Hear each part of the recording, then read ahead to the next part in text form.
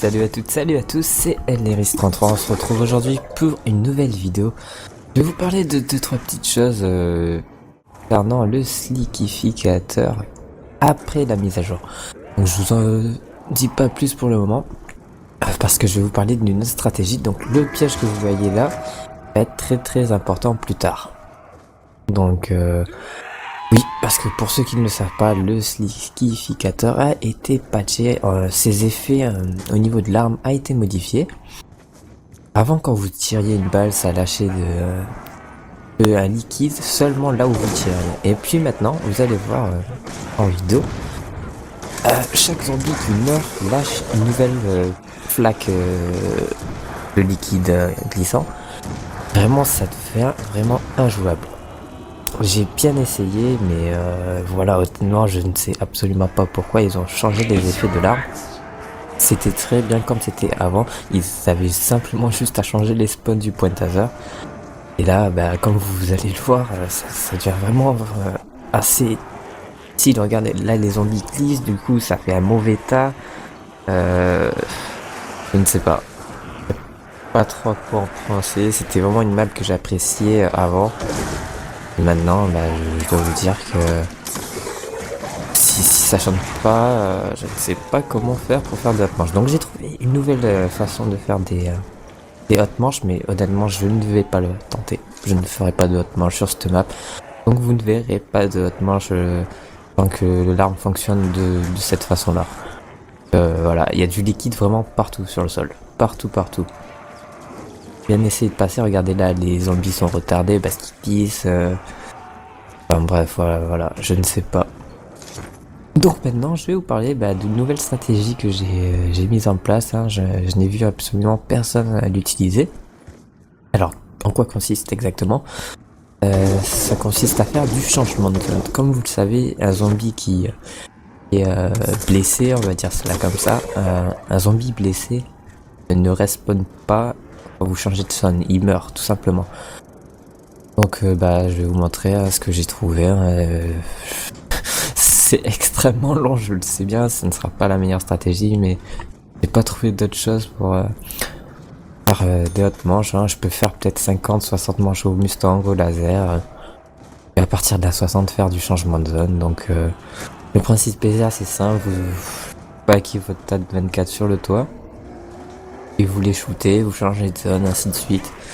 Alors oui, ça risque d'être long, mais bon, que voulez-vous, Treyarch nous sort des patchs plus ridicules les uns que les autres. Et au de ça, ils ne resettent même pas les classements, c'est ça le comble. Et que maintenant, c'est impossible de refaire 20 manches legit. Enfin non, quand je dis impossible, c'est surtout trop long. Alors là, le classement, ils sont à 163, j'ai vu. Donc c'est, ouais, ridicule.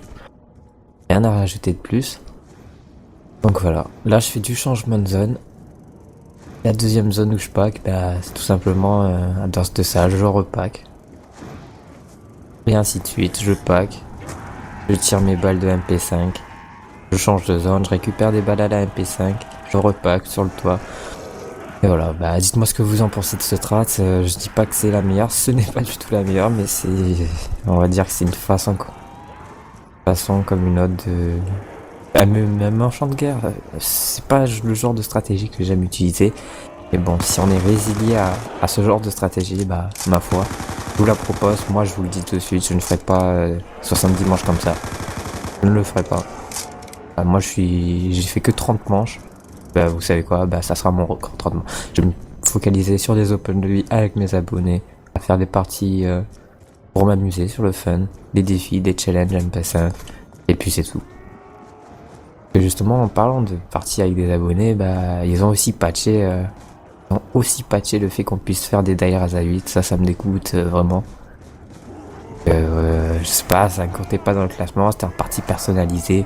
Ça ne faisait chier personne. Et moi, ça me permettait de jouer avec 7 abonnés en même temps. J'ai fait vraiment pas mal de open lobby à 8. Bien rigolé, voilà. Ils ont patché ça aussi. Qu'est-ce que vous voulez que je vous dise d'autre ? Voilà. Bon, en tout cas, bah, pour parler un peu plus de YouTube maintenant que de ma chaîne, je vous remercie, vous êtes déjà 1700, plus de 1700, j'ai passé la barre des 1700 abonnés. Vraiment énorme, je tenais vraiment à remercier Dims et Lady qui m'ont apporté vraiment, mais alors, un énorme coup de pouce, je dois l'avouer. Ah, nouveau changement de zone, et puis... alors je n'ai pas chronométré la Mage 34, mais je peux vous garantir que c'est très très long.